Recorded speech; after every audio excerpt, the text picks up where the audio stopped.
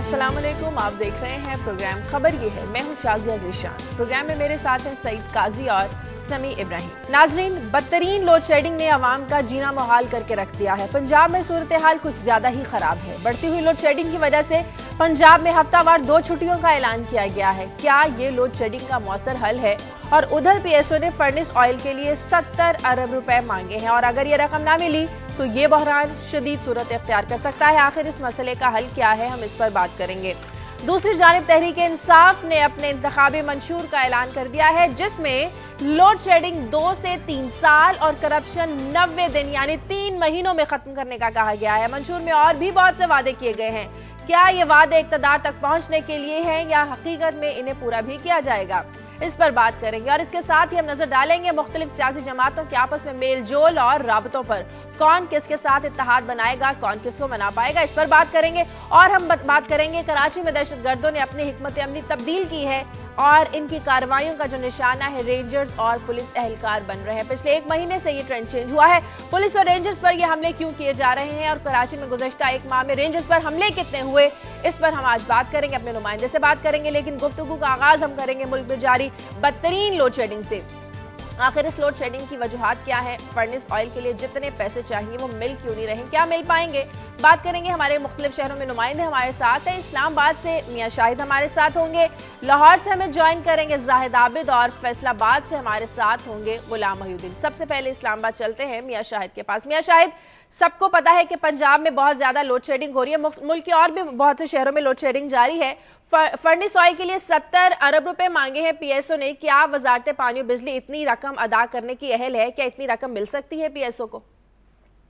शाजिया, वजारत पानी बिजली के पास ना तो गुज़श्ता 5 सालों में कोई रकम रही है, क्योंकि जो रिकवरी की सूरत हाल है और जो लॉसेस की सूरत हाल है वो बड़ी गंभीर है। आज जो 70 अरब रुपए मांगे हैं, इसमें वादा, कैपको और हापको 3 बड़े जो हैं वो फरीक हैं जो नादहिंदा है। 115 अरब रुपए इन्होंने देने हैं PSO के और वो ये रकम जो है वो बड़े कई महीनों से जो है वो ज़ेर इल्तवा आ रही है और उनको अदा नहीं किया जा रहा। PSO का कल की जो सूरत हाल थी, उनका कहना था कि अगर उनको ये 70 अरब नहीं मिलते तो वो कुवैत पेट्रोलियम को ये पैसे नहीं दे पाएंगे, जिससे वो दिवालिया हो जाएंगे।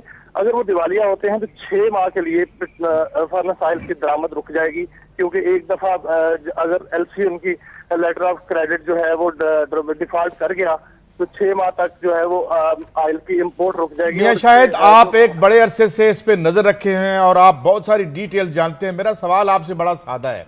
आप जानते हैं डिस्कोस की सब्सिडीज क्या थी, प्रॉफिट, करप्शन, ये जो गैस वालों को क्या पैसे मिल रहे हैं, ये सारी जो आप बहुत जानते हैं। इस मुख्तसरन ये फरमाइए कि ये जो सारा कारोबार लगा हुआ है, जो सारी रियासत और इसके फाइनेंसेस को खींच के नीचे पाताल में लेके जा रहा है, इस मौजूदा सिस्टम में इसको इस तरह रखे हुए आपको हल नजर आता है या बर्बादी नजर आती है? सर, इसमें अगर देखा जाए तो अगर रिकवरीज और लॉसेस को कंट्रोल कर लिया जाए और मैनेजमेंट के जो इश्यूज है उसको कंट्रोल कर लिया जाए तो ये बेहतर हो सकता है, क्योंकि जो 120 अरब रुपए लॉसेस की मद में जो है वो चले जाते हैं। और जब ये हुकूमत आई थी तो 400 बिलियन का सर्कुलर डेट था। सर्कुलर डेट जो है वो सीधा जो है वो पैसे अदा करने में जो तासीर होती है वही है और वही बढ़ता जाता है। अगर इसको कंट्रोल कर लिया जाए तो पावर सेक्टर जो है उसमें कैसे कंट्रोल कर लिया जाए? इसमें जो रिकवरीज हैं उसकी सूरत हाल जो बेहतर बनानी पड़ेगी, क्योंकि पेशावर इलेक्ट्रिक सप्लाई कंपनी और Quetta electric supply company, Hyderabad electric supply company जो है, इन वहां से बिलिंग ना होने के बराबर है। बाकी सारी की सारी बिलिंग जो है ISCO और लेस्को के खाते में डाली जाती है और वही जो है वो सारे मुल्क का बिल अदा कर रहे हैं तकरीबन। अच्छा, मुझे एक फिगर है, मैं आपसे अभी मैं देख रहा था, कल भी मैं कोट कर रहा था कि $68 बिलियन जो हैं 17 सालों में रियासत ने अदा किए हैं। तो और हमें कितने करने पड़ेंगे इस सारे सेक्टर को कि हमारा ये मामला ठीक हो जाए? उसमें अगर हमने पंचर लगाने हैं सिर्फ या पैम्पर करना है तो वो उससे मामला हल नहीं होगा। इसको मामला हल होने से सिर्फ एक ही वाहिद हल है कि लॉसेस जो है वो, चोरी जो है वो कम की जाए, उसको खत्म किया जाए। उसके लिए एक लॉ भी बनाया गया, लेकिन चोरी कम करने के लिए कोई इकदाम नहीं किए जा रहे, क्योंकि इसमें खुद जो है वो पावर सेक्टर के लोग जो इन्वॉल्व है। जब वो इन्वॉल्वमेंट उनकी खत्म नहीं होगी और तब तक चोरी खत्म नहीं होगी, और चोरी खत्म नहीं होगी तो ये तो इसका मतलब ये है, आप ये कह रहे हैं कि चोरी सिर्फ बिजली इस्तेमाल करने वाला नहीं कर रहा, उसको बनाने वाले दीगर स्टेक होल्डर्स भी कर रहे हैं? जी बिल्कुल, जो IS को जो डिस्कोस के लोग हैं, और सबसे बड़ी चोरी जो है फर्नेस ऑयल में हो रही है, क्योंकि फर्नेस ऑयल में चोरी होके उसमें जो पानी और राख की मिलावट की जाती है उसको पूरा करने के लिए, चोरी को छुपाने के लिए, उससे हमारी मशीनें जो है वो, बिजली घर जो है वो तबाह हो रहे हैं। और जो डिस्कोस के लोग जो है वो चोरी कर रहे हैं, वो एक अलग चोरी कर रहे हैं। 120 अरब रुपए बहुत बड़ी रकम है जो सालाना जो है वो सिस्टम से निकल जाती है, सिर्फ इस मद में कि वो ना अनबिलिंग होती है और चोरी की मद में वो चली जाती है, जाया हो जाती है। सही। अच्छा जाहिद, आप लाहौर से हमारे साथ, ये बताइए कि यहाँ पर तो चीफ मिनिस्टर ने ये ऐलान कर दिया है कि 2 दिन छुट्टी होगी, लेकिन प्रैक्टिकली 70 अरब रुपए चाहिए और वजीर आजम ने फौरी तौर पर यह हदायत की है कि सिर्फ 20 अरब रुपए दिए जाएं। तो ये जो पंजाब गवर्नमेंट ने सारा मामला किया है 2 दिन की छुट्टी, ये वो इससे वो कितनी बिजली बचा सकते हैं? ये क्राइसिस का हल तो नहीं है? जी समीर साहब, बिल्कुल आपने सही कहा कि 2 दिन की छुट्टी वाकई हल नहीं है। अगर ये छुट्टी हल होती तो फिर इतवार के रोज लोड शेडिंग ना हुआ करती, लेकिन हम देखते हैं कि इतवार के रोज भी शदीद लोड शेडिंग होती है। तो ये मसला सिर्फ और सिर्फ मिस मैनेजमेंट का, और जो इंतजामिया बर वक्त इकदाम नहीं करती उसका खमियाजा सारी कौम का भुगतना पड़ता है। और मैं लाइव मूड में कहूंगा कि यहाँ एडमिनिस्ट्रेशन जो हमारी है, मैनेजमेंट जो है, वो 100 जूते भी खाती है, 100 प्याज भी खाती है, और फिर आखिर में जाके वही करते हैं जो कि पहले दिन हो जाना चाहिए कि 11 रुपए जारी हुए, फिर 20 अरब रुपए जारी करने का वज़ीर आज़म ने हुक्म दे दिया। तो यही 20 अरब रुपए अगर पहले 1 हफ्ता पहले जारी हो जाते तो ये इस बहरान से, इस कैफियत से अवाम को ना गुजरना पड़ता, जो कि 6-6 घंटे 8-8 घंटे मुसलसल बिजली से महरूम रहे हैं। ये एक ऐसी सूरत हाल है जिसमें सिर्फ और सिर्फ मिस मैनेजमेंट है। इस वक्त भी जो बिजली पैदा हो रही है उसमें अगर पैसे जारी कर दिए जाए, गैस मिल जाए, तो कम से कम 2500 मेगावाट मजीद इजाफा कर सकते हैं, जिससे बिजली की लोड शेडिंग का दौरानिया पूरे मुल्क में कहीं भी 2 घंटे से ज्यादा नहीं होगा। तो ये एक ऐसी सूरत हाल है जिसमें हुकूमत को ये सोचना चाहिए कि जो इक़दाम वो 4 दिन 6 दिन लोगों को जलील करने के बाद उठाती है, वही अगर बहरान शुरू होने से पहले उठा लिए जाएं तो कौम को इस अजाब से ना गुजरना पड़े। सही। गुलाम मोहिउद्दीन है हमारे साथ फैसलाबाद से। गुलाम मोहिउद्दीन, फैसलाबाद की इंडस्ट्री तो पहले ही बहुत तबाह है, सनतकार जो बेचारे हैं वो रोते रहते हैं। अब जो 2 छुट्टियों का हफ्ते में ऐलान किया गया है, इस पर अब उनकी क्या राय है, क्या वो कहते हैं इस पर? क्या इससे तो उनका मामला हल नहीं होने वाला? शादिया, फैसलाबाद का मामला थोड़ा सा मुख्तलिफ है, पर 2 छुट्टियों का जो ऐलान हुआ है वो पंजाब हुकूमत ने सरकारी महकमों के लिए किया है। लोड शेडिंग का जो फैसलाबाद का इशू है, यहाँ तकरीबन 16 से 18-20 घंटे तक लोड शेडिंग हो रही है। अगर ये सारा, जिस तरह अभी मिस मैनेजमेंट की बात कर रहे थे जाहिर, तो मिस मैनेजमेंट असल में ही सब प्रॉब्लम है। लोड शेडिंग नहीं है, लोड मैनेजमेंट इनसे हो नहीं पा रही। वजारत पानी बिजली कह रही है कि 3500 मेगावाट का शॉर्टफॉल है पूरे पाकिस्तान में। इसका मतलब है उस फार्मूले के तहत फैसलाबाद को 7वां हिस्सा मिलेगा और 500 मेगावाट हमें शॉर्टफॉल चाहिए। हमारे फैसलाबाद रीजन को, फैसलाबाद और सरगोदा डिवीजन 2 इलाकों को 500 मेगावाट का शॉर्टफॉल सामना करना होता है। एक फार्मूला है इसके तहत, अगर 3500 शॉर्टफॉल है, लेकिन यहाँ 2200 मेगावाट जरूरत है पूरे फैसको रीजन की, और जो सप्लाई है वो सिर्फ 900 मेगावाट है। ये कौन सा फार्मूला है कि 13 से 1400 जो मेगावाट है वो बिजली कम दी जा रही है, और पूरे मुल्क में बिजली की लोड शेडिंग जो है वो यकसा बुनियादों पर नहीं हो पा रही।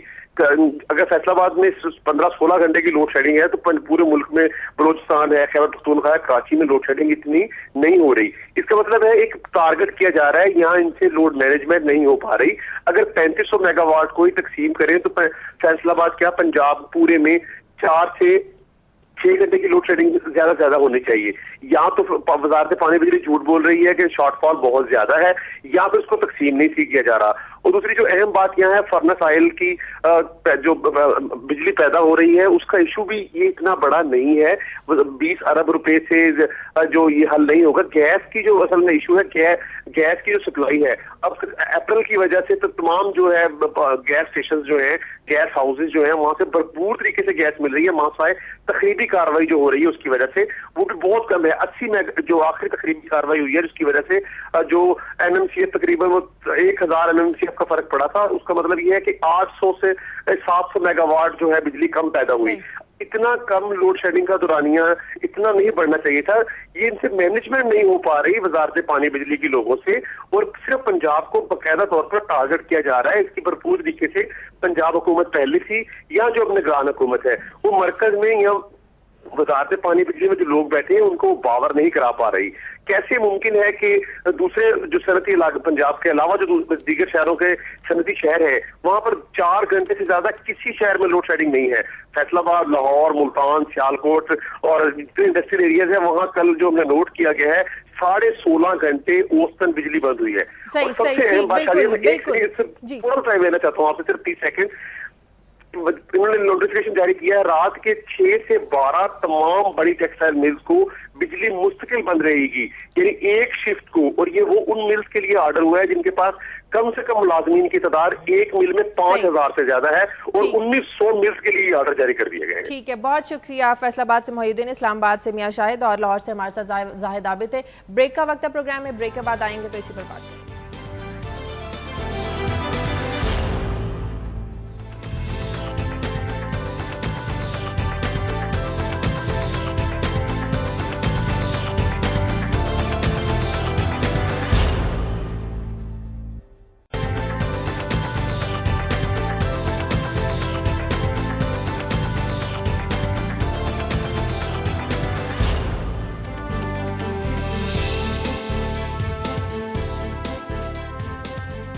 ब्रेक के बाद खुशामदीद। चिन्नौर से कॉलर हैं कैसर। हेलो जी, अस्सलाम वालेकुम जी। जी वालेकुम सलाम जी, मैं चिन्नौर से बात कर रहा हूँ कैसर। आपके प्रोग्राम में ये बात हो रही है लोड शेडिंग के हवाले से, लेकिन चिन्नौर में कुछ फीडर हैं, इंडिपेंडेंट फीडर जिनको कहते हैं, उनमें बिल्कुल भी 24 घंटे में 1 मिनट भी बिजली बंद नहीं हो रही है और पूरे शहर में 18 से 20 घंटे बिजली बंद हो रही है। जब ये सारी मिली भगत जो हो रही है ये ग्रिड वाले जंग रोड ग्रिड स्टेशन है वहां से हो रही है। जब उनसे बात करते हैं तो वो कहते हैं कि हमें ये हदायत है कि इन चंद फैक्ट्रियों को बिजली 1 मिनट के लिए बंद नहीं करनी, जबकि हमारे जो जाती सोच या कुछ लोगों ने पता किया है कि पूरे शहर को अंधेरे में डुबोकर और इन चंद फैक्ट्रियों को क्यों बिजली दी जा रही है, तो पता यह चला है कि ये ग्रिड स्टेशन वाले पैसे लेकर बिजली को आप चिन्नौर में पता करवाए ये महकमा फैसलाबाद चीफ से कि ये ग्रिड वाले कितने साल से यहाँ काबिल है और गुज़श्ता 15-20 साल से ये लोग मुसलसल यहाँ हैं। आपने लेंटर डलवाना है, आपने घर में कोई शादी का फंक्शन है तो इनको पैसे दें और ये आपके इलाके में बिजली नहीं बंद करेंगे। बिल्कुल ठीक है, बिल्कुल बहुत शुक्रिया। मैंने एक अर्ज की थी कि या माल बना लें या बिजली बना लें। तो हर जगह पे माल बन रहा है, जिस तरह हमारे कॉलर ने कहा, ऊपर से टॉप से लेके नीचे तक माल बन रहा है, बिजली नहीं बन रही। बाकी सभी सब बताएंगे। नहीं, ये बिल्कुल एक उन्होंने निशानदेही की है करप्शन की। ये भी है, एक तो ओवरऑल शॉर्टेज है जिसकी वजह से बिजली की प्रोडक्शन कम हुई है। बाकी जहां प्रोड्यूस होकर जा रही है फिर उसकी जो डिस्ट्रीब्यूशन है उसमें भी नाइंसाफी की जा रही है और उस नाइंसाफी में जैसे काजी साहब ने कहा रोकड़ा पैसा बड़ा, कॉलर ने भी यही बात कही कि कुछ फीडर्स तो मुस्तकिल चल रहे हैं और कुछ फीडर नहीं चले। लेकिन ये बिजली जो है ना, इसने शाजिया प्रैक्टिकली लोगों की ज़िंदगियों को मफलूज कर दिया है। ट्यूबवेल ना चलने की वजह से घरों में पानी नहीं आ रहा, आपके किचन जो हैं वो नहीं जल रहे, कुछ यानी अंधेरा है, तारीकी है, मायूसी है और एक जो ज़िंदगी का पहिया है ना वो मुकम्मल तौर पर रुक गया है। और फिर जो गुलाम मोहिउद्दीन ने बात की कि जो ऑर्डर आया, एक फैक्ट्री में 5000 मजदूर काम करते हैं, 1900 फैक्ट्रीज के लिए ऑर्डर आ गया, पूरा महीना उनको बिजली नहीं मिलेगी। वो जो लाखों लोग हैं उनके रोजगार कहाँ, कौन देगा उनको पैसा, उनके बच्चों में रिस्क, उनके बच्चों के मुंह में रिस्क कौन डालेगा। ये हुकूमत का फर्ज है, इसको ये इस अपनी जिम्मेदारी को एहसास करे इसका और इसको करे, वगरना ये लोग तो ऑलरेडी सड़कों पर हैं। अब तो ये आप इसका मतलब ये है कि आप लोगों को मार रहे हैं, उनको उनकी जिंदगियां उनसे छीन रहे हैं। समी साहब, आने वाली हुकूमत का, अब निगरान हुकूमत तो जाहिर है नहीं, ये देखें निगरान हुकूमत की ये जिम्मेदारी, आने वाली हुकूमत का ये काम नहीं है। इस वक्त जो मामला है उसको हल करना निगरान हुकूमत की जिम्मेदारी है। और ये जो एक बार बार हमारे तमाम नुमाइंदों ने कहा कि इसमें मिसमैनेजमेंट ज्यादा है, कॉलर के मुताबिक इसमें कुछ करप्शन भी है। और फिर ये जो पैसे हैं ऑयल के लिए, इतना ही करप्शन है, कुछ करप्शन नहीं है। जहां पे आप इतनी वाइटल चीज जो पूरी रियासत की इंडस्ट्री को बिठा रही है, जिसने इंडिविजुअल्स की जिंदगी बर्बाद कर दी है, उसको रीथिंक करने के लिए कोई तैयारी नहीं है। भाई कहीं there is some grave problem somewhere in this industry. कोई ऐसा बहुत बड़ा घपला है जो कहीं है, कोई आपने बनाया, उस पर कोई बना दे। भगवान दास का बनाया, वो रिपोर्ट दे के गए, बहुत बड़ा घपला है आपके इस एनर्जी के सेक्टर में, किसी ने उस पर कोई बात की क्यों? They are untouchable. आप उनको हाथ नहीं लगा सकते, और आप हाथ नहीं लगा सकते जब तक ये पॉलिटिकल स्ट्रक्चर है, जब तक नादनगान दोबारा इलेक्शन आगे ऐसी बात नहीं कि मसला क्लास हल बैठी नहीं हुई हो है सकता। मेरे ख्याल में। बहरहाल अब सही, आगे बढ़ते हैं और बात करते हैं तहरीक इंसाफ के मंशूर की। तहरीक इंसाफ ने भी अपने इंतखाबी मंशूर का ऐलान कर दिया है।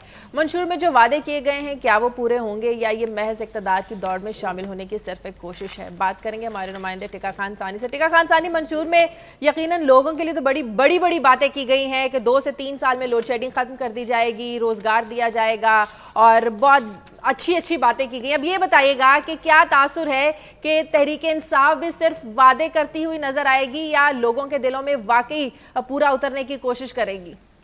शादिया, यही सवाल जो हर किसी की जबान पे है।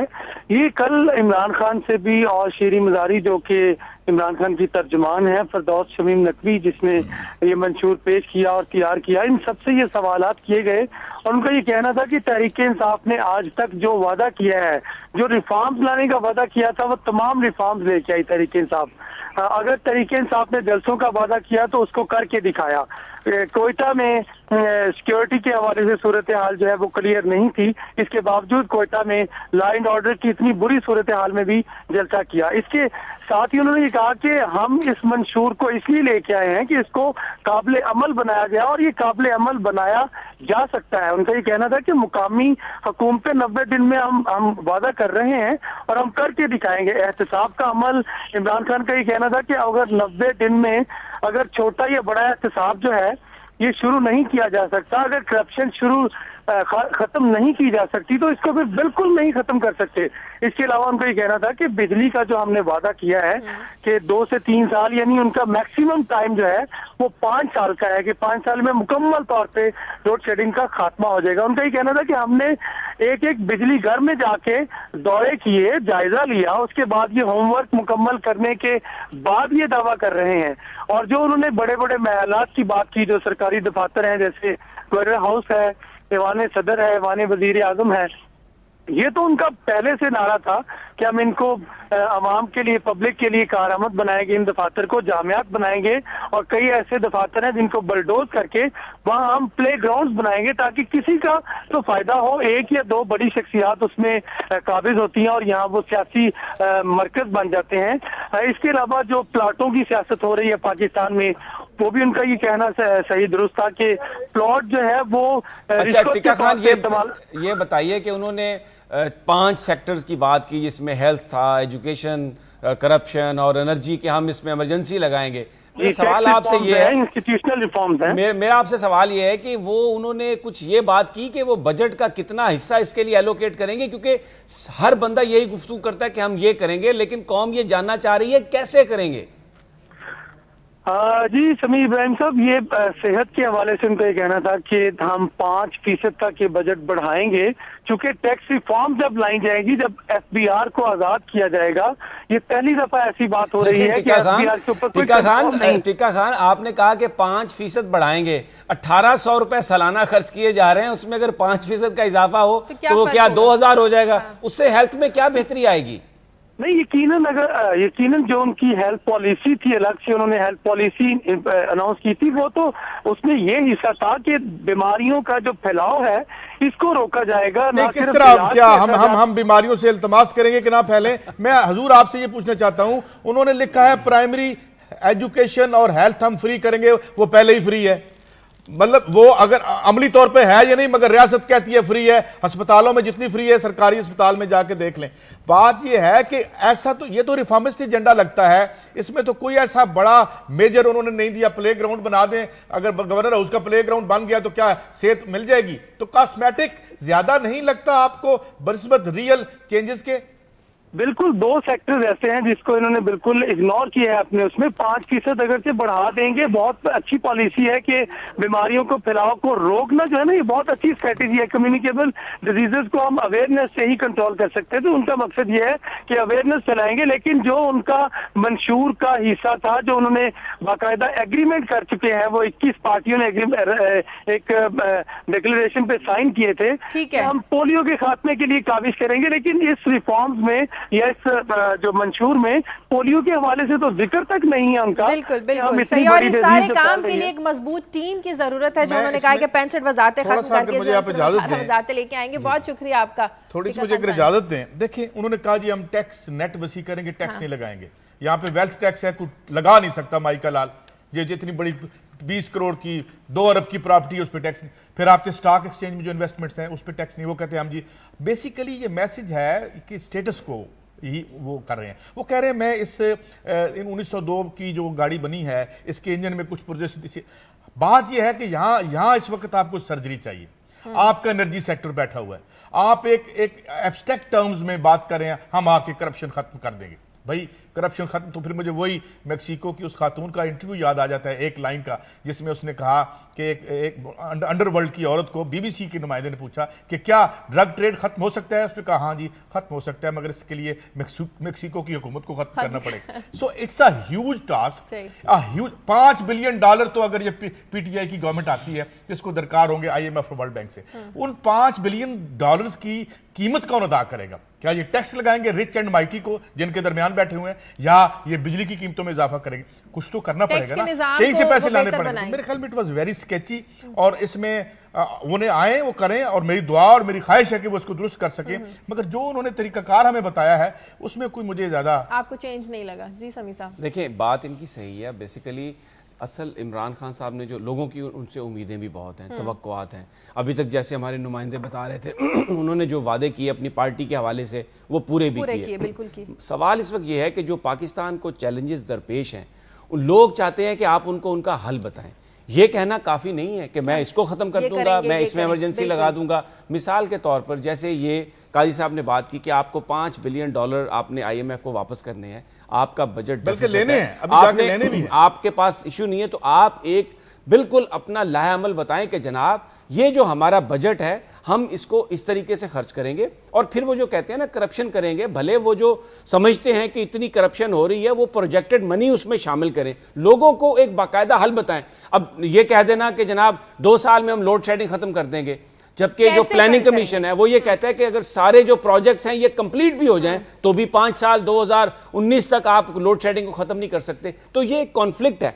इमरान खान जब ये कहते हैं कि वो तब्दील करना चाहते हैं, पाकिस्तान को एक नया ख्वाब देना चाहते हैं, तो वो फिर एक तब्दील होता हुआ या एक नया पाकिस्तान। सवाल है कि तहरीक इंसाफ इसका नाम है। हाँ। आप जाएं जरा इंसाफ की मंडी में, 9,000 पे आपकी मिनिमम वेज है, और आप मुझे 9,000 में जूनियर वकील हायर करके दिखा दें। ये जो इनका नाम है, देखिए क्या इश्यूज हैं। 9,000 पे इनकम में आप सर पे छत रख के दिखा दें, बच्चे की तालीम लेके दिखा दें। ये रियासत ने ये तय कर रखा है कि 9,000 रुपए बहुत बड़ी रकम है, और आप ये देंगे तदरीजी तौर पर। नवाज शरीफ साहब बनाना नहीं चाहती, बात ये है कि पीपल वांट पैल्पेबल सॉल्यूशंस। बात ये है शाजिया कि जब आप कहते हैं कि मैं नया पाकिस्तान बनाऊंगा, हाँ। तो नया पाकिस्तान क्या आप जमात इस्लामी के साथ सीट एडजस्टमेंट करके बनाएंगे? आपका विजन क्या है? नहीं, वो कर रहे हैं ना। KPK में भी उन्होंने बहुत सारी दूसरी जमातों से किया। यहाँ पर बाकायदा ऐलान किया है कि हम इत्तेहादियों से ब्लैकमेल नहीं होना चाहते, इसलिए हम किसी से इत्तेहाद नहीं। अच्छा, आप इत्तेहादियों से ब्लैकमेल नहीं होना चाहते। जो बंदे आपने अपने साथ मिलाए हैं दूसरी जमातों के, वो कौन है? बात यह है कि आप कहते हैं मैं एक्सट्रीमिज्म खत्म करूंगा, दहशतगर्दी खत्म करूंगा। कैसे आप दहशतगर्दी खत्म करेंगे? जब आप कहते हैं कि मैं नया पाकिस्तान लाऊंगा, तो वो नया पाकिस्तान कैसा होगा वो बताएं। सिर्फ नारा नहीं, किस तरीके से आप उसको ठीक करेंगे, आप सीधा स्पेसिफिकली बताएं। मसलन भुट्टो ने कहा था रोटी कपड़ा और मकान, वो उसने पूरा जो पाकिस्तान का एक सोशल बेस थी उसको कवर करके एक नारा दिया था। इन्होंने क्या नारा दिया? अल्लामा इकबाल का पाकिस्तान। नहीं, अल्लामा इकबाल का ये एब्स्ट्रैक्ट टर्म्स है ना, ये एब्स्ट्रैक्ट टर्म्स है। ये बड़ी एक जैसे आप मुझे ब्रेक ले रही है, मुझे ब्रेक का बोला जा रहा है, ब्रेक का वक्त है, ब्रेक के बाद वापस आते हैं।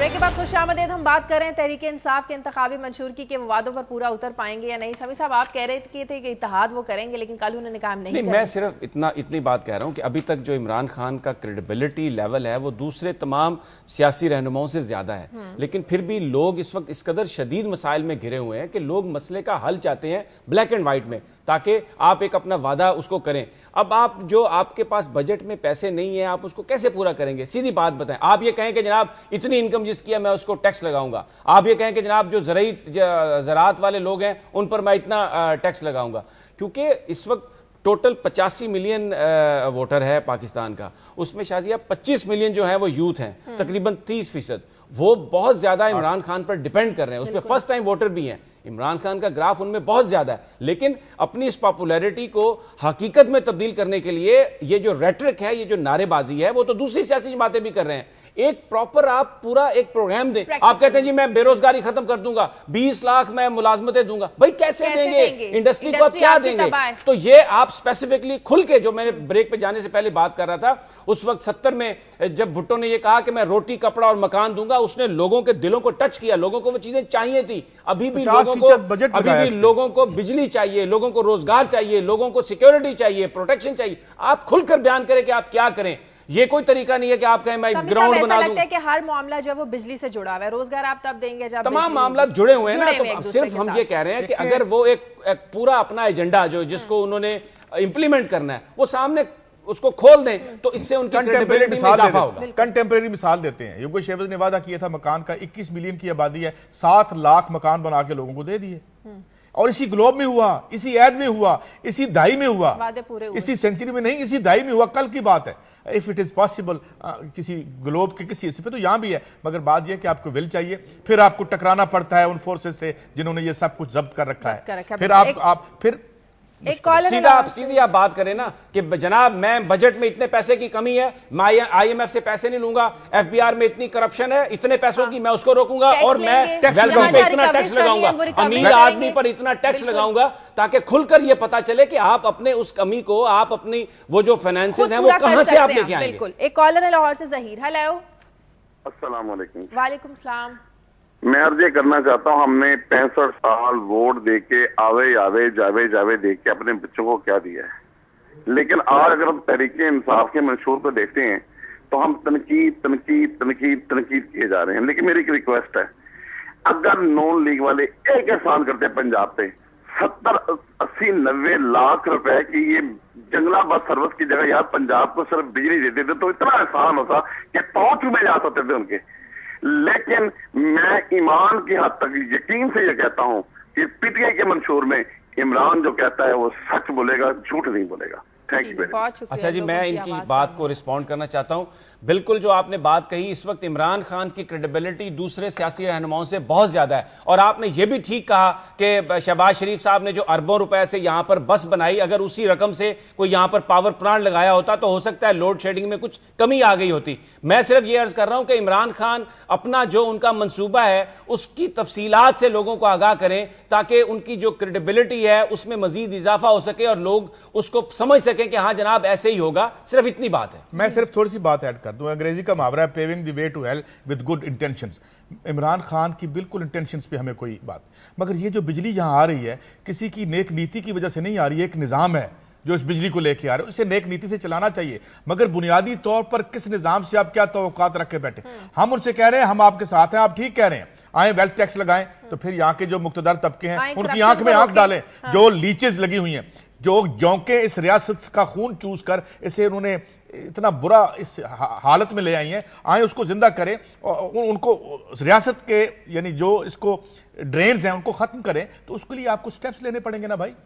ये होम्योपैथी तरीका इलाज नहीं। हम तो उन्हें कह रहे हैं कि आए ये करें, कौम आपके साथ होगी, फिर ना आपको अमेरिका रोक सकेगा पावर में आने से और कोई भी नहीं रोक सकेगा। मगर जहां आप कंप्रोमाइज करके मैसेजेस देंगे कि भाई नहीं, फिक्र कर रही हैं। लेकिन इमरान खान की क्रेडिबिलिटी की ज्यादा वजह यह है कि वो लोग 5 बार इक़्तिदार में आ चुके हैं, देखिए, अब लोग यही इन्हें बात ट्राई है। करना चाहते मैं हैं। अर्ज ये कर रहा हूं कि इस वक्त बहुत ज्यादा तवक्कुआत है इमरान खान साहब से, लेकिन उनके बारे में जो मैंने जो लोगों से बात की है, आम आदमी की जो बात करते हैं, और ये जो हम कह रहे हैं, मैं कॉलर को रिस्पॉन्ड भी कर रहा हूं, हम कोई इमरान खान पर क्रिटिसिज्म नहीं Against कर रहे नहीं हैं, है हम, उनके बिल्कुल। मुखालिफ नहीं है। हम सिंपल ये कह रहे हैं कि आप ये कहते हैं कि मैं ये ऐसा करूंगा, भाई सिर्फ ये बता दें ये कैसे करेंगे, ताकि लोगों के जो शकूक व शुबहात है वो खत्म हो जाए। और सेकंडली जो वादे आप अब, क्योंकि ये जो आप कह रहे हैं वो टीवी पर भी आ रहा है, अखबारों में भी रिकॉर्ड हो रहा है, तो इलेक्शन के बाद अगर आप जीतते हैं, इक्तदार में आप आएंगे, तो जो प्लान आपने दिया है अगर आप उससे हिले जुलेंगे तो लोग आपको याद करा सकते हैं, भाई आपके ये वादे थे। इतनी सी बात। सही बात, आगे बढ़ते हैं और बात करेंगे आइंदा इंतखाबात में इत्तेहाद की। कौन सी जमात किससे इत्तेहाद बनाएगी, सियासी इत्तेहाद में क्या जोड़ तोड़ हो रहा है।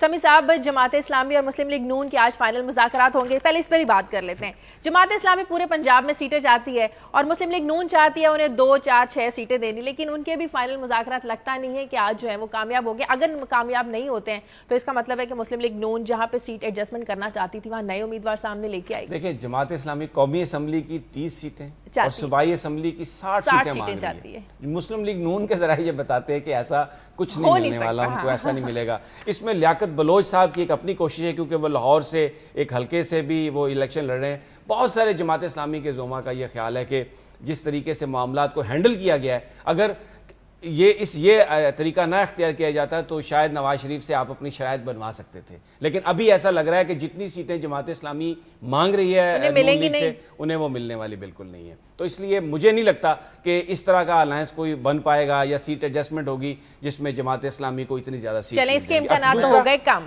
जी मैं ये कह रहा हूँ कि जिस तरह सियासत जिस तरह जब खेतों खलियानों से गलियों से निकल के चली जाती है तो फिर वो कारोबारी डील की तरह होती है कि आप और मैं मिलकर एक फैक्ट्री लगा रहे हैं, इसमें आपने इतने पैसे लगाने हैं, मैं इतना शेयर करूंगा, इतनी सीटें हमें दे दें, इतनी ले लें। तो चूंकि उससे डिस्कनेक्ट है, पीपल एट लार्ज जो है उसका डिस्कनेक्ट है, और बहुत सारी नहीं तकरीबन तमाम पार्टीज ही वो नजरियात से अमली तौर पर दस्तबरदार हो चुकी हैं। चुनाची अब वो आने वाले आइंदा खेल में देख रही हैं कि कहां कहां हमारी जुगाड़ लग सकती है, किधर हमारा इत्तेहाद बनेगा तो हमारी 4 सीटें बढ़ जाएं। ये सारे का सारा अमल इसीलिए हो रहा है। अब इस पे बात हो रही है कि कोई आज हम बात कर रहे हैं, ये चले मैं इस पे भी अप्रिशिएट करता हूँ, पीटीआई ने कम से कम मंशूर उन्होंने दिया और उसमें कुछ थोड़ी सी बातें तो की। मैंने पीएमएलक्यू का भी सुना है, बाकी लोगों का मंशूर सुना है, मगर अमली तौर पर क्या हो रहा है? अमली तौर पर यह हो रहा है कि इस डिस्कनेक्ट की वजह से अब यह खेल है कि अगले पावर स्ट्रक्चर में अगला जो खेल बनना है पोस्ट निगरान हुकूमत, उसमें कौन क्या हासिल करेगा, ये बुनियाद है। नहीं, लेकिन वकाई साहब, ये जो सीट एडजस्टमेंट होती है, सियासी जमातें जिनके नजरियात एक दूसरे से मिलते हैं तो वो एडजस्टमेंट करते हैं। ये कारोबार से तो, क्योंकि आपने तो खैर सियासतदानों को जलील करना ही करना है। कभी पीटीआई तो कभी जमात इस्लामी पीटीआई से बात कर रही है, उसके नजरियात उधर मिलने शुरू हो जाते हैं, हम सुर्खी लगा देते हैं, आज इनके नजरियात पीटीआई से मिलते हैं, फिर हमें पता चलता है जमात इस्लामी के कोई पीपल्स पार्टी से मुज़ाकरात तो नहीं हो रहा है, जो बिल्कुल एक सामने जो उनके जो इत्तेहादी थे उनके साथ अभी तक नहीं हो रहे हैं, उनके काफ लीग के साथ इख्तिलाफात चल रहे हैं, नून लीग के साथ बात हो रही है, जो ट्रेडिशनली उनके बहुत सारे जो दहशतगर्दी के हवाले से, कश्मीर के हवाले से और बहुत सारे मामलात पर उनके नजरियात एक जैसे हैं। काफ लीग भी मुस्लिम लीग नून की एक ऑफ शूट थी, वो भी वही लोग हैं जो उनके नजरियात उनके साथ हैं, एस्टेब्लिशमेंट के साथ। नजरियात एक जैसे तो पार्टी में शामिल हो जाए, आप अगर नजरियात एक जैसे हैं तो 1.5 ईंट की मस्जिद आपकी ख्वाहिश साहब के साथ इकट्ठे हो जाए। सबके नजरियात एक जैसे हैं, एक जैसे कैसे हैं? पावर में आना है, ताकत तक पहुंचना है, ये नजरियात है। ये खैर काजी साहब का तो एक अपना एक वो तरीका है कि सियासतदानों की बैशिंग करना, उनको बुरा भला कहना, इसलिए आप अपने मामलात जो हैं वो तो आप चला रहे हैं, आप अपना फरीजा सर अंजाम दे रहे हैं। जो आपके प्यारे नजरियात हैं उस रियासत को डिफॉल्ट के करीब ले आए हैं, ये हैं आपके नजरियात, आप अपना फरीजा सर अंजाम देते रहे। काफ लीग और पीपी के इत्तेहाद पर भी बात करते हैं, मुझे ब्रेक लेनी है, ब्रेक के बाद वापस आते हैं।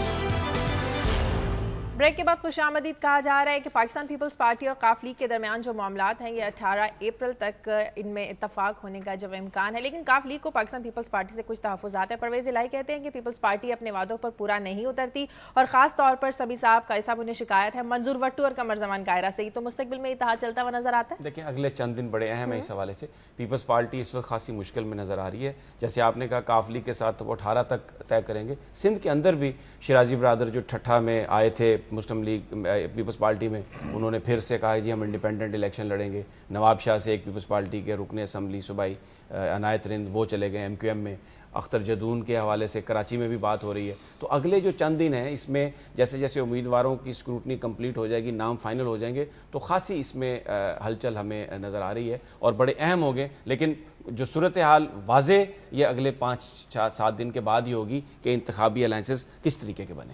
कैसे अब आप कुछ कहना चाह रहे हैं? नहीं, ये ठीक फरमा रहे हैं और मेरे ख्याल में ये कोई इतनी अहम बात, मेरा सिर्फ एक ही इख्तलाफ है कि बड़ी अहम डेवलपमेंट होगी। भाई अगर क्यू और PPP की दोस्ती होगी तो बड़ी क्या अहम डेवलपमेंट है कि from the point of view of the message, आम आदमी के, उनके लिए तो क्या डेवलपमेंट होगी। अगर इनकी आप तारीख देखें इससे पहले तो क्या तारीख थी, वो कलम कहाँ पे है जो जनाब चौधरी ज़ोहर बड़े वेटरन और बड़े एक जाने माने थे। ये एक सिलसिला चल निकला है, कुछ अर्सा चला रहेगा जब तक सियासत फिर गलियों में से नहीं उठ के आती। आगे बढ़ते हैं और बात करते हैं कराची की, जहां पर कानून नाफिज करने वाले ही दहशतगर्दों का निशाना क्यों बन रहे हैं। दहशतगर्दों ने गुज़श्ता 1 माह से अपनी हिकमत अमली तब्दील कर ली है। इसकी क्या वजह है जानेंगे। कराची से हमारे नुमाइंदे मुनव्वर आलम हमारे साथ। मुनव्वर आलम, पिछले 1 महीने से हम लोग देख रहे हैं कि कानून नाफिज करने वाले इदारे निशाना बन रहे हैं, दहशतगर्द जो उन पर कार्रवाइयां कर रहे हैं, क्या वजह है आखिर इसकी? साल रवा में जो अब तक दहशतगर्दी की वारदातें हुई हैं उसमें काफी तेजी देखी गई है, खासतौर पर सिक्योरिटी इदारों के खिलाफ।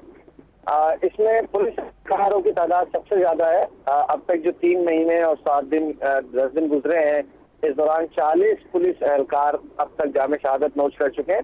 इसमें एक DSP, 2 इंस्पेक्टर भी शामिल है और गुज़िश्ता रात भी एक वाक़या पेश आया जब SHO पीरीडी आगा सबको निशाना बनाया गया। रेंजर्स को भी निशाना बनाया गया। इन 3 माह के दौरान खासतौर पर तकरीबन 6 धमाके ऐसे हैं जिसमें रेंजर्स की मोबाइल पर हमले किए गए, उनके करीब ये हुए वाकयात और 6 रेंजर्स एहलकार उसमें जाँ बाग हुए। नेवी के खिलाफ भी देखा गया कि नेवी के एहलकारों के खिलाफ भी कार्रवाइयाँ शहर में देखने में आई और अजीम हुसैन काजमी जो है वो शहीद हुए सिमाड़ी अपने ऑफिस जाते हुए फायरिंग के नतीजे में।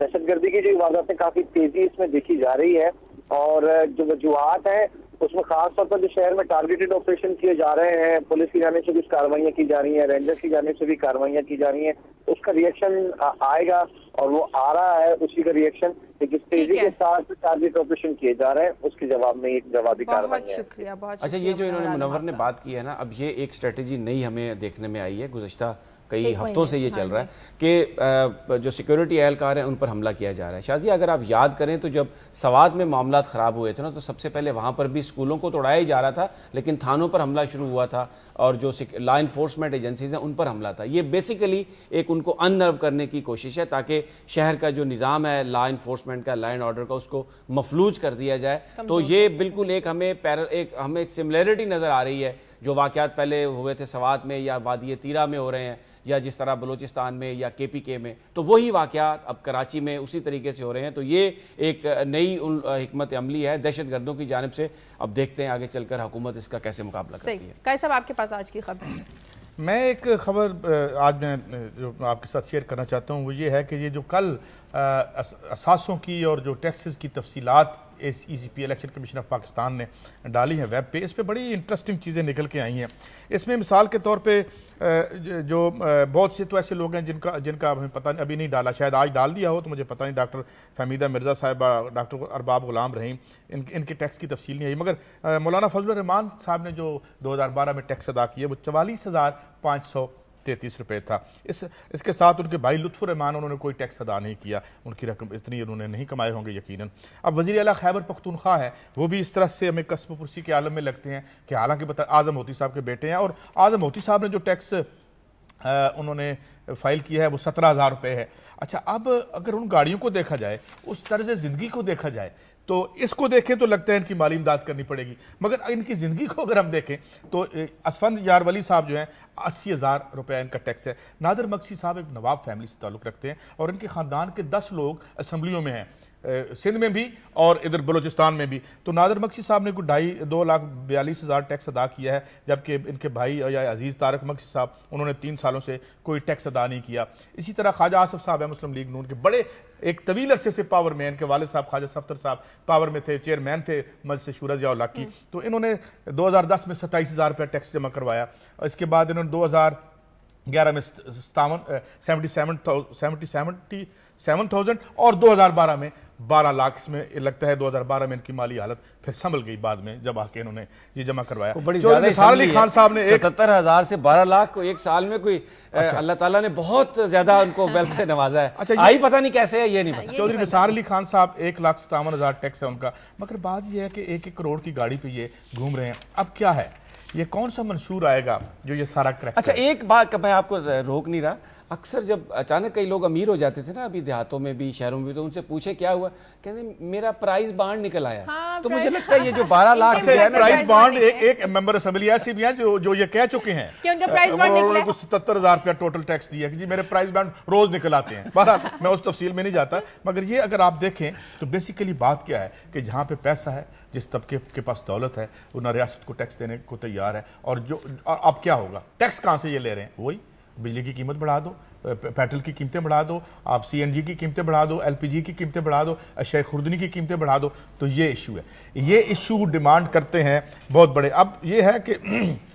अब मैं एक और भी थोड़ी सी खबर लाया था, इस पर भी बात कर लेते हैं कि गौस अली। अच्छा, यहाँ पर एक सिर्फ मैं अर्ज करना चाहता हूँ, ये जो मैं इससे जोड़ रहा हूं बात को, जो हम बात कर रहे थे ना इमरान खान के मंशूर की, कि ये एक सीधा वो खुलकर ऐलान करें कि जनाब मैं इतना जो जितनी इनकम है उसकी मैं वो उसको टैक्स नेट में लेके आऊंगा, चाहे वो कोई भी आदमी है, तो वो जो मामला है वो बेहतरीन। मगर वो कहे तो सही ना, हम तो साथ हैं भाई, हम तो कहते हैं। और फिर ये खबर एक और थी कि ये गौस अली शाह साहब ने पॉइंट आउट किया बड़ा राइटली कि जो हमारे सिंध के वज़ीर आला हैं साबिक कायम अली शाह साहब, अभी तक प्रोटोकॉल लिए जा रहे हैं। तो प्रोटोकॉल तो वापस हुआ, मगर ये भी पता चला है कि ये जो हमारे चीफ मिनिस्टर साहब का प्रोटोकॉल है और नवाज शरीफ साहब का, वो भी जारी है। 761 जो पुलिस वाले हैं सरकारी खर्चे पे, वो उनकी हिफाजत पे मामूर है। तो मैं गौस अली शाह साहब से दरख्वास्त करता हूँ कि ये पंजाब भी पाकिस्तान में है, तो इस हवाले से भी कोई बात कर दें। तो ये मैं आज आपके साथ खबर।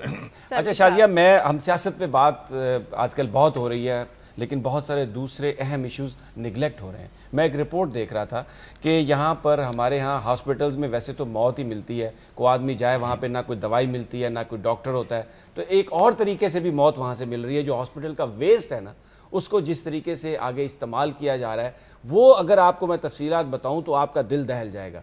ये जो सारा हॉस्पिटल का वेस्ट होता है, जिसमें सिरिंजेस होती हैं, बोतलें होती हैं और दूसरी चीज़ें, इनके लिए स्पेशल वो लगाए जाते हैं, वो जिसे भट्टी उर्दू में आप कह दें, जहाँ इनको जलाया जाता है और इनको ज़ाया किया जाता है। लेकिन ऐसा नहीं हो रहा। यहाँ पर लाहौर में सिर्फ मैं अगर आप बात करूँ तो 3 हॉस्पिटल्स में वो भट्टियाँ हैं, लेकिन एक में सिर्फ चल रही है भट्टी, 2 में वैसे ही नहीं चल रही। वो सारी की सारी जो वेस्ट है ना, सिरिंजेस और सब, वो जो ये प्लास्टिक का दाना बनाते हैं ना, कंपनियाँ जो क्रश करती हैं सारी, वो वहां पे चला, जिससे बर्तन वगैरह और जिससे मैं आपको बताता हूं बनती क्या क्या चीज है उससे। वो प्लास्टिक, वो जो हॉस्पिटल का वेस्ट है, जो इंतहाई मुज़र बीमारियों के जरासीम है जिसपे, उनको ले जाते हैं, वो उसको वो प्लास्टिक का दाना बनाते हैं। अगरचे वो भी पिघलाते हैं उसको, लेकिन जो माहिरीन हैं वो ये कहते हैं कि वो आग इतनी ज्यादा नहीं होती, उससे वो जरासीम नहीं मरते। उसके बाद क्या होता है, उन भट्टियों से बनता क्या है, ये जो आप स्ट्रॉ डालती है ना ड्रिंक में आप पीने के लिए, ये सबसे बड़ा आइटम है उससे बनने वाला। अच्छा। यानी वो जो स्ट्रॉ आप पी रहे हैं, आपको ये नहीं पता, हो सकता है वो हॉस्पिटल के उस वेस्ट से बना हुआ हो, जो जिसमें कोई इंतहाई मुज़र बीमारियों के जरासीम हो, वहां पर वो बन रहा है। फिर आपके जो बर्तन है आप लेके आती हैं, प्लास्टिक के बर्तन उससे बन रहे हैं, लेकिन इस जानब कोई तवज्जो नहीं है किसी। इसमें एक बात मैं ऐड कर दूं, हमने स्टोरी की थी यहाँ पे, और ये कस्टम के जो यहाँ के हेड थे उस वक्त के, ये 8-7 महीने पहले की बात है कि इंपोर्ट किया गया ये वेस्ट और कवानीन को बलाए ताक रख के पहले कराची में ये आया, कराची ने इसको एक्सेप्ट करने से इनकार कर दिया, लाहौर पे डाउनलोड हुआ, ये बाहर से दूसरे हॉस्पिटल से भी इंपोर्ट करके लाया जा रहा है। स्टोरी पे हम कल या दोबारा बात करेंगे मजीद इसको कि ये लोकली, अब ये लोकली इशू भी इसमें शामिल हो गया। ये देखिए कितना संगीन ये मामला है, और ये जो हमारे जो बच्चे हैं, हमारे जो नौजवान हैं, जो बूढ़े हैं, पूरी कौम के साथ एक मजाक हो रहा है। यानी आप उनकी जिंदगियों से इस तरह खेल रहे हैं।